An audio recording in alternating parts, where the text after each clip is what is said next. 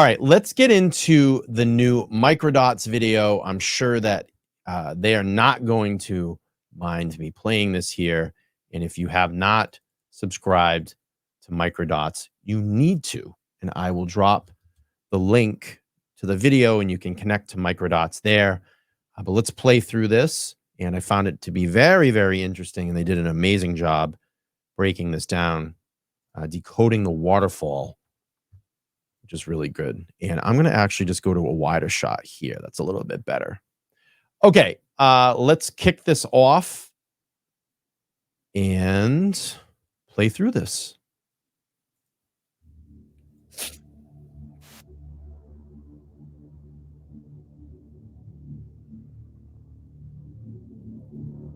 Good morning, members, subscribers, new subscribers of the channel. As you come in, if you can smash the like button, that would be great. And I appreciate it. All right, let's keep playing through here. Let's talk for a second about what actually happened in the time leading up to everyone going to 34 Fairview. Brian Albert, Brian Higgins show up drunk at the waterfall. They'd been drinking in the afternoon. You know about the flirtatious texts that were sent between Karen Reed and Brian. Higgins was clearly pining over Karen. For her, the flirtation had ran its course. It was done. She was happy and committed to John. You could see that in her actions with John that night. You don't have to guess. Brian Higgins sees Karen Reed enter the real quick, before we do this, I want to look at the poll that I have up. Let's look at the poll. I want to see what everybody's saying so far. All right, let me take a look. So I have a poll at the top of the video. Let's see. I put out there, oh, look at this. Who started the fight? I asked the question, who started the fight with John O'Keefe back at 34 Fairview? And everybody is agreeing pretty much what I have thought all along. And I think this video, the breakdown from Microdots, kind of puts this in this position. So I asked, is it Brian Higgins, Brian Albert, Colin Albert, or all of the above? And right now, 60% say Brian Higgins, 10% say Brian Albert, 8% say Colin Albert, and then I put the option of all the above, 23%. And again, it's an opinion, and 60%. And this is kind of put me where I thought, what I've thought all along. All right, let's keep playing here. She was happy and committed to John. You could see that in her actions with John that night. You don't have to guess. Brian Higgins sees Karen Reed enter the bar. I didn't know she or John O'Keefe would even be there. His attention is quickly turned to John O'Keefe approaching. Thank you, Danielle. Appreciate that. John greets him with a warm embrace. Just step out for 2 seconds. Be right back. Then does the same with Brian Albert.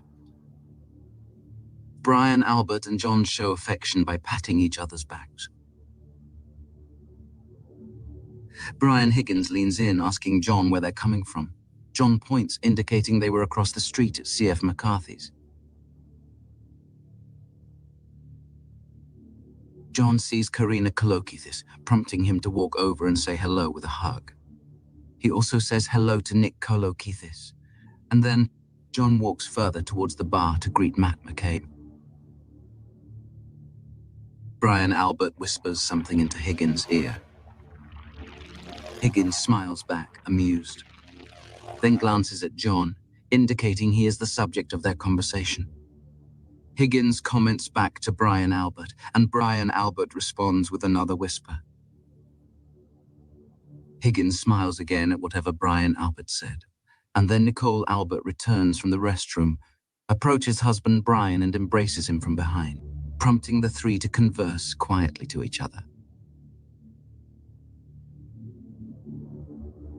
Nicole and Brian Albert speak closely for a time, as Higgins watches. Higgins stands to step away to a more isolated location and signals Brian Albert to follow. He wants to say something that even Nicole shouldn't hear. This may be where the idea to confront John is born. Sorry about that. We jump ahead 3 minutes later, and Higgins, Brian Albert, and wife Nicole are still positioned on one side of the table away from the rest of the group, almost as if they were spectators sitting in the front row watching a play. Brian Higgins takes a photo. His flash goes off in 3, 2, 1. He appears to have pointed the camera. You know, it's funny, the photos and seeing the flashes, I never really realized that before. And I don't know if you all saw that or missed it, but when I was really kind of breaking this down, I was like, wow, I never really noticed that everybody was taking all those photos. I would love to have seen the photos that were taking and what angles they were being taken of and who they were being taken of. That would have been really great to see that during the trial. All right, here we go. Through the gap between Brian and Nicole Albert's backs, across the table, and taken a photo in the direction Karen Reed was standing. We know this because we then see her return, walking from that area back to John's side. I agree, Kyle. John puts his arm around her and she speaks to Karina and Nicolo Keefe.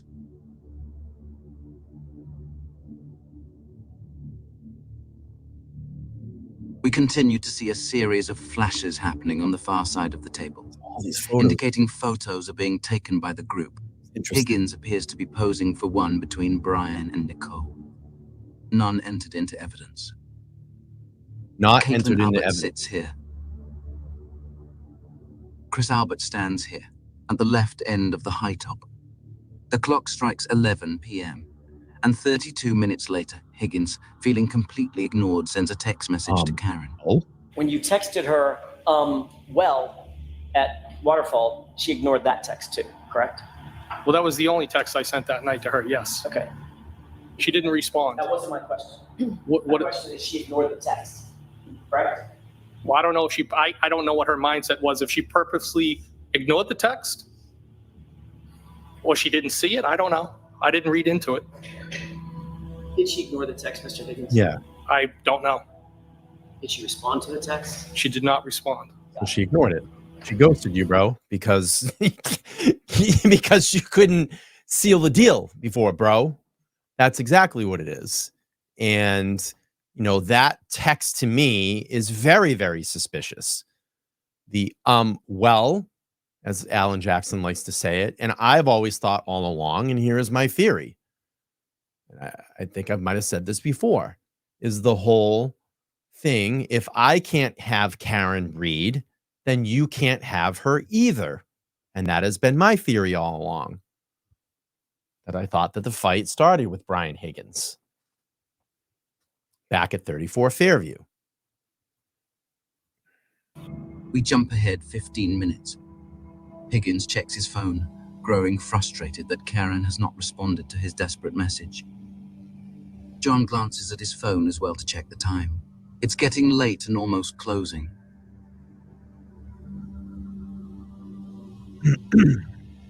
Karen and Jen McCabe converse, appearing friendly Shelby, and thanks in for good dropping spirits. Microdots' link. They laugh together. Karen initiates a group hug, putting her right arm around Matt McCabe and her left arm around Jen McCabe. John, however, seems to take a step back. And this is the thing, though, too, I want you all to realize.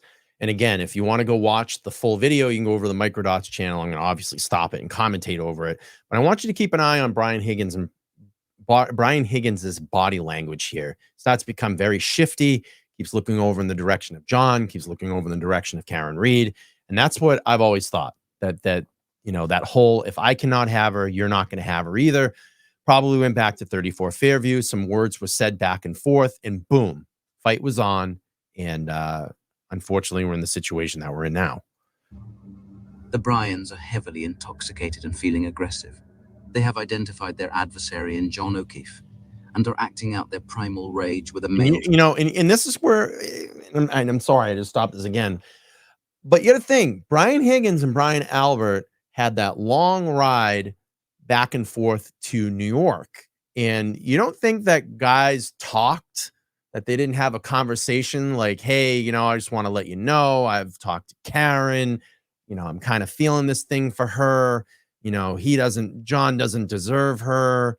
You don't think that any conversations like that happen? And then you go back to, you know, what, couple nights ago, this was brought up again. Mark Betterow on the show last night with Todd in studio. We talked about, very strange that those two would destroy their phones. So what is on those phones? What kind of conversations were happening on those phones?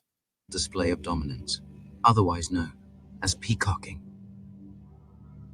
Jen McCabe picks up on it, but unfortunately for Higgins, Karen has her back turned. He has absolutely no idea how to get the attention from her he so desperately desires. In fact, when he realizes that he's not in her field of view, he seems to end the display. For now. She actually positioned herself away from you at the other end of the table on the opposite side in the corner. Isn't that right?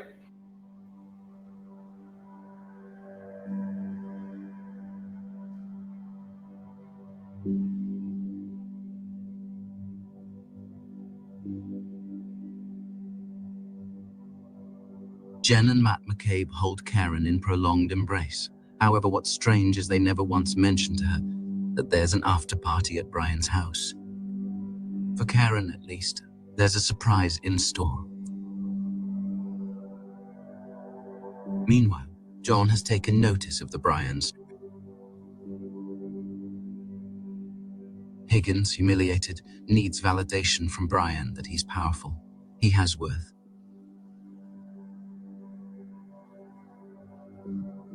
Higgins and Brian continue their private conversation, able to speak more freely since no one is close.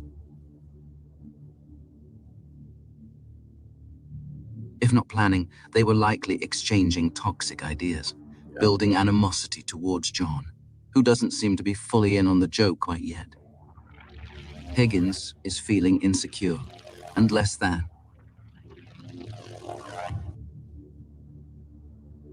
Jen McCabe continues to speak to John and Karen, with Matt standing out of view to the far right. Karen would be forgiven for believing these people are her friends. At first, I considered this may be when Jen McCabe invited John and Karen to 34 Fairview for the afterparty, but then I recalled this. I said, can we make sure we're welcome here? Nobody extended the invite to me. I didn't hear the invite extended to you. So when, exactly, was John invited? Yeah, I pointed that out too. And for what purpose was he to be there?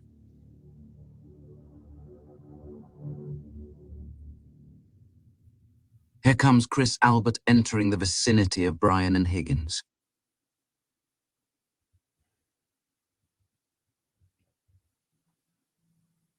Karen chats with Brian and Chris Albert, but her eyes never find Higgins. Yeah. Imagine the storm of emotions he must be weathering, I mean, look at standing just inches away from the woman who has consumed his thoughts for weeks.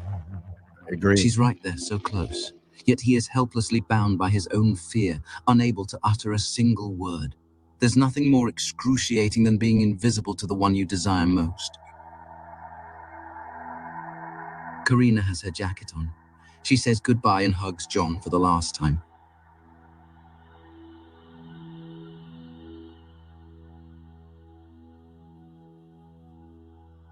She then tells her husband Nick that she just needs to say goodbye Still to hasn't Karen looked at before Brian they Higgins. leave. That's Higgins is frozen like a first time she deer, looked at him. hoping not to be noticed, his body oriented towards Brian Albert's back, staring blankly into the side of his head. An inferno of anger, frustration, and embarrassment swirls inside of him, growing exponentially with every passing second. She didn't reply to the text message I sent over an hour ago. She hasn't said hello to me. She hasn't even acknowledged my existence. How could she do this to me? Look at the I body told her I language. wanted the real deal. Isn't that what women want? I don't know where she was all night, no. Did I that don't know. upset you that she ignored you or didn't pay attention to you? I did not feel ignored and didn't upset me at all. But it bothered you enough to send her a text, didn't it? What the hell, Karen? What about me? Right. Karen and Karina are saying goodnight.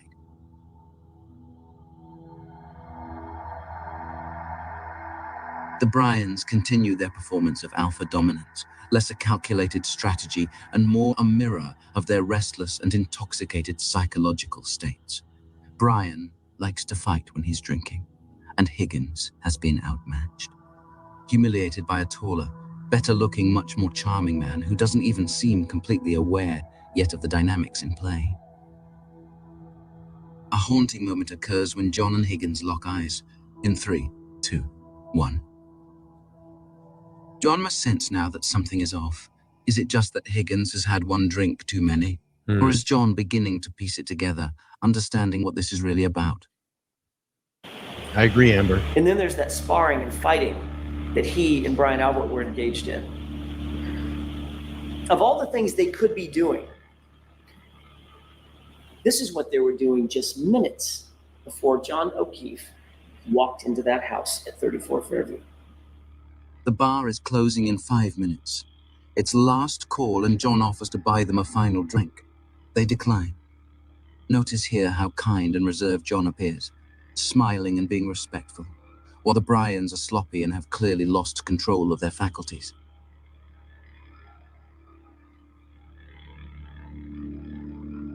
John watches as Brian and Higgins can't seem to keep their hands off each other. Remember, this was their state as they waited for John to walk into 34 Fairview just moments later. They felt invincible, but in reality were barely able to stand. It's easy to see how John might have overpowered them, perhaps pushing them to take drastic measures, or causing a third person to jump in and help. After all, It's just crazy to think as you see the timeline, and the time ticking, an hour from now, 45 minutes from now, what situation is going to happen at 34 Fairview. It's crazy. When you get this close and you actually start ticking down the time and how close it gets, to the event that happened at 34 Fairview, you can't even believe, what happened 15 minutes before that, what happened 20 minutes before that, half an hour, 45 minutes. It's haunting. It's truly haunting. No one can be allowed to beat up an Albert in his own home. That simply cannot happen, especially by a lower-ranking fellow Boston cop like John.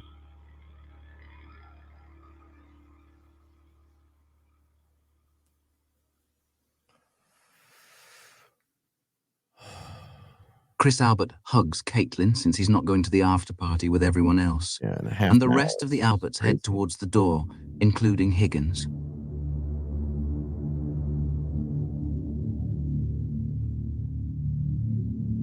Chris Albert forcibly grabs Higgins by the arm, telling him to stop with the taunting. Higgins looks at Brian for the okay. Chris and Higgins look to Brian. It's fine. Brian allows Higgins to continue. Chris raises his arms and gestures that it's too out in the open, with people watching. But whatever Brian says goes, and Higgins continues. Now, Higgins makes 3 attempts to get John's attention. The first 2 times, John wasn't looking. The third time Higgins waves his arms and yells, John gets the message, and appears to acknowledge it.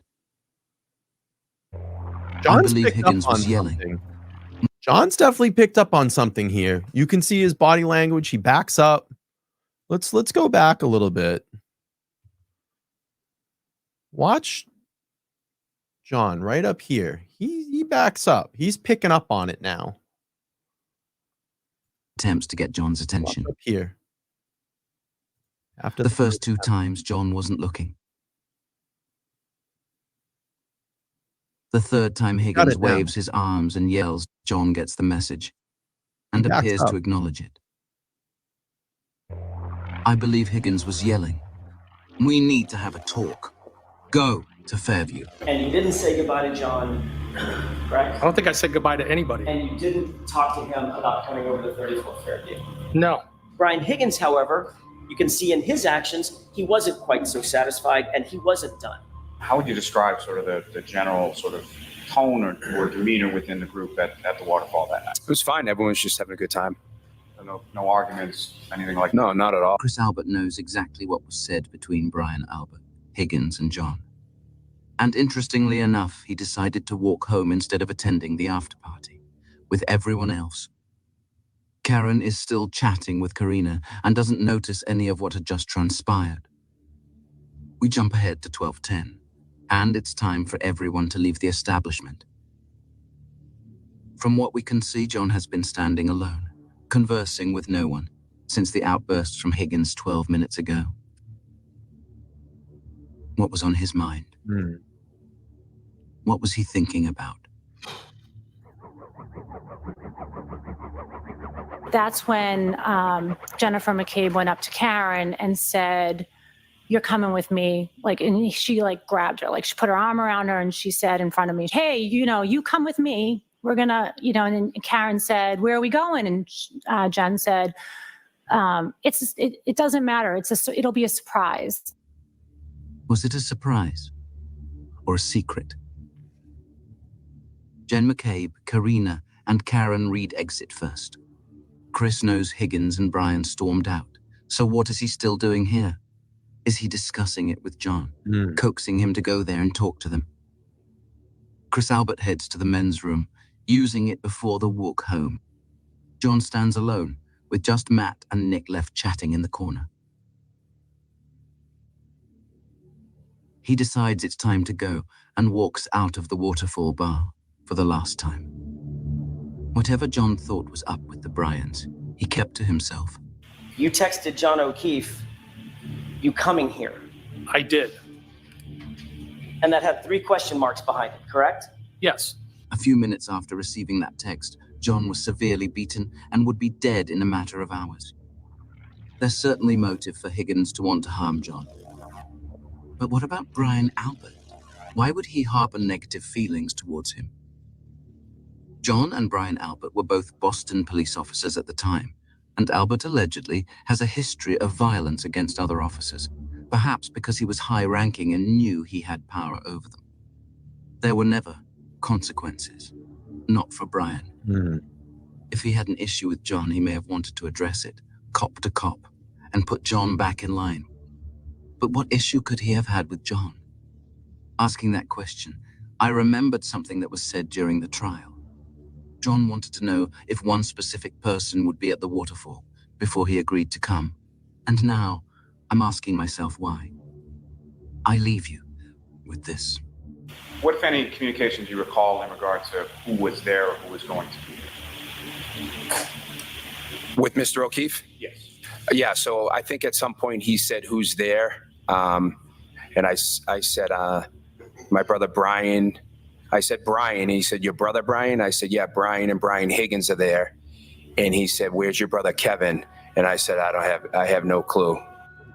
Was there tension in John's relationship with Kevin that could have upset the Alberts, requiring an intervention from Brian? Brilliant stuff. Brilliant.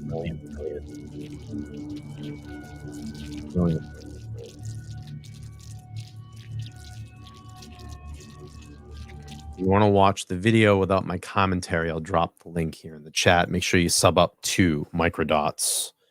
Huge supporters of Karen Reed. So, but like I said, all along, I've always thought it's Brian Higgins, especially when I heard the testimony. I thought that was the initial argument. I thought that was the initial fight. After disclosing everything that came out in the trial and then knowing they destroyed his phone along with Brian Albert, just very sus. And then going into the federal facility to do the extraction on his own to turn that over to authorities. It's just little weird, little sus. So I think things are becoming clearer as, we hear more information. We go over this information. We have larger conversations. Things are becoming a lot more clear that Karen Reed 100,000% has nothing to do with John O'Keefe's death.